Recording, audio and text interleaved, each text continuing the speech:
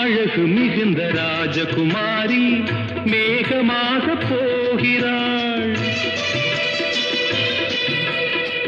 ஜரிகை நெளியும் சேலை கொண்டு மலையை மூட பார்க்கிறாள்.